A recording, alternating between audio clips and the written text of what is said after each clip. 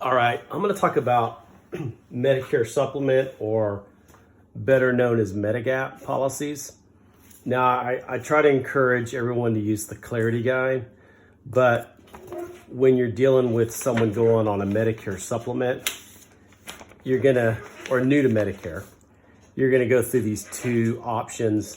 But I'm gonna do that in this guide right here, choosing a Medigap policy. It's kind of required anytime you sell a Medicare supplement to enclose this with a packet. So it has probably, now this is a 2023, the 2024 should be out any day, but it has probably the best illustration here that I'm going to use. Also, your Medicare and U book, it's in section 5. Okay, and I like to use this page because I feel like this clarifies it as well. And it's a short section. It's always good to read this.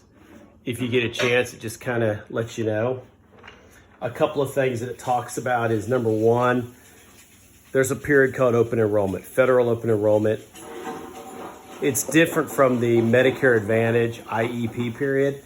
The IEP period is 7 months. The month of entitlement, which is usually their 65th month or 65th birth month, 3 months prior, the month of entitlement, and 3 months after. Open enrollment is the month of entitlement to Part B, as in boy, and then 5 months after. So it's a 6-month federal window. They could go on B because they age in, or they're signing up for Part B for the first time because they're leaving an employer plan. Either way, they have that window. Now, if they're under 65, they're limited because insurance companies are not bound to offer all of the 12 plans that you see here, A through N. Okay, now don't confuse these supplements with A and B, C and D of Medicare. Totally different.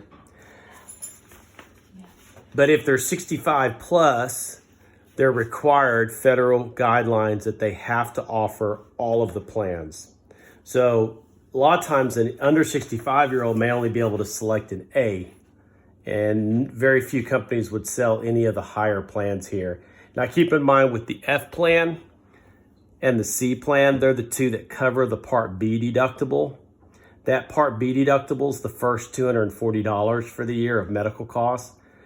Anyone going on Medicare as of 2020 or later cannot get that deductible covered. So they cannot buy a C or an F, but someone 80 right now that wants an F, they can purchase an F, okay? So the F's still available. It's just not to anyone that went on Medicare the year 2020 or later. So let me kind of show you how this works. And I'm gonna go through it with Mutual of Omaha and Humana. All the different plans are very similar, but the first thing I do with the member is just kind of define, the 4 parts to Medicare: A, inpatient; B, outpatient and doctors; D is drug; C is Advantage. And you're going to have some people that are just real staunch anti-Advantage, so they're wanting to go traditional Medicare. Now, I just play on that. I'm going to use that and say, that's a good point. Medicare's been around a long time. Generally, most any doctor, hospital takes Medicare. There's no authorization rules. You don't have networks. So I'm going to use that to my advantage, okay? And explain how the supplement works. And just clarify to them that you have all these different letter acronyms, but the supplement, when we get to these 12 different plans, they're different than the A and B of Medicare and C and D.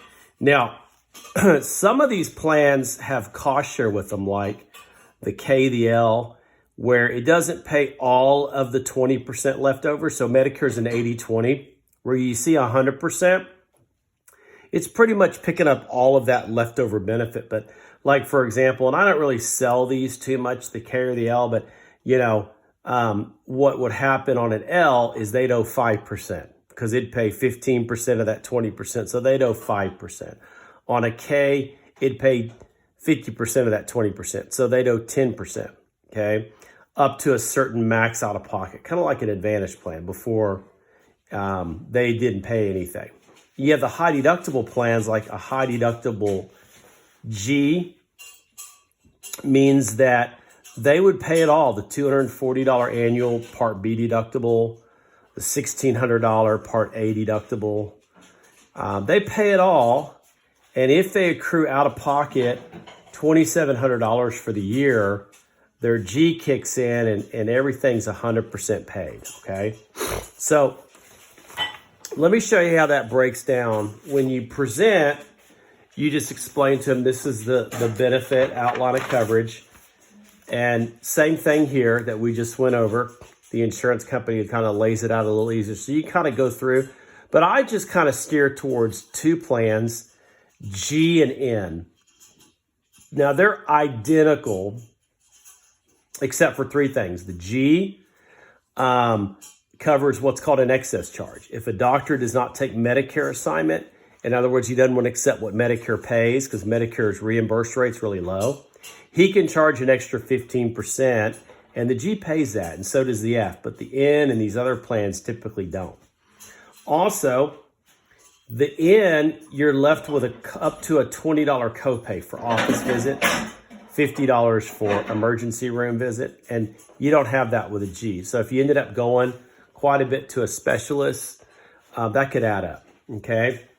So they're real similar. Unless you have someone that just wants to pay a really low amount, but have the protection of a supplement in case of catastrophic, then you might sell the high G, which is usually very cheap. You can get them around $50 a month, and the member really never sees the benefit in it unless they spend over $2,700 out what's left over that their Medicare doesn't pay. So, but for time's sake, I'm going to look at the G, okay?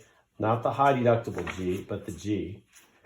And you have these different rates, which you'll have an online portal, but you can kind of see female, and you have to go by the zip code. So you kind of have to figure those first three letters of a zip code and then the rates, okay? And then there's tobacco, non-tobacco. Non-tobacco always get a better rate. So keep in mind, this is a secondary. It's not the whole thing. Now, a lot of agents sell it and they say, you know, you get this plan, you don't pay anything. So people really like that and they like to hear that. But keep in mind, with this and Medicare, they have very little or no out of pocket. So it's only a secondary insurance, okay?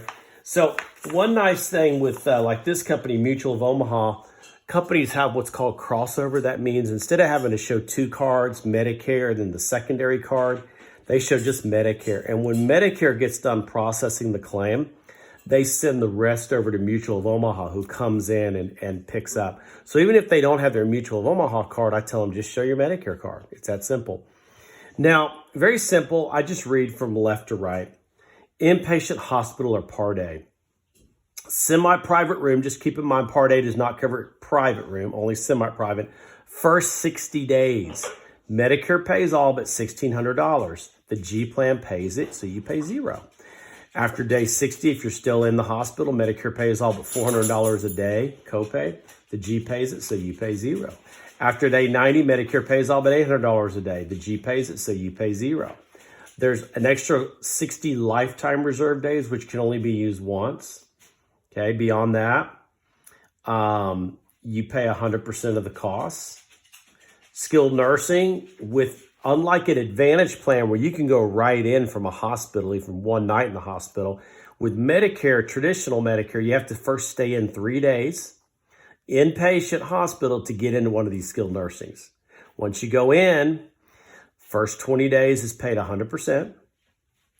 Beginning day 21 to 100, Medicare pays all but $200 a day. I think it's now $203 a day. The G pays it, you pay zero. That's a real nice selling point there. First 3 pints of blood under Part A and the first 3 pints under Part B, Medicare does not pay. And the G plan does, you pay zero. Hospice care, okay, you pay zero. When you get to the Part B and outpatient services, you have, this year it's actually a $240 deductible. Now I explained to them, this is most of your care.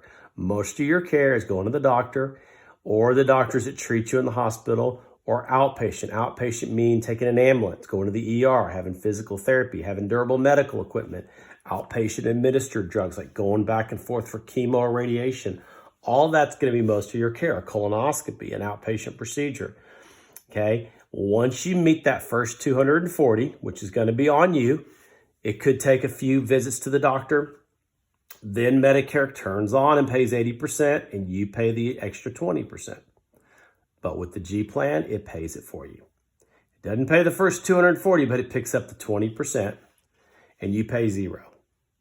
Excess charge, if the doctor doesn't take Medicare assignment, he can charge an extra 15%.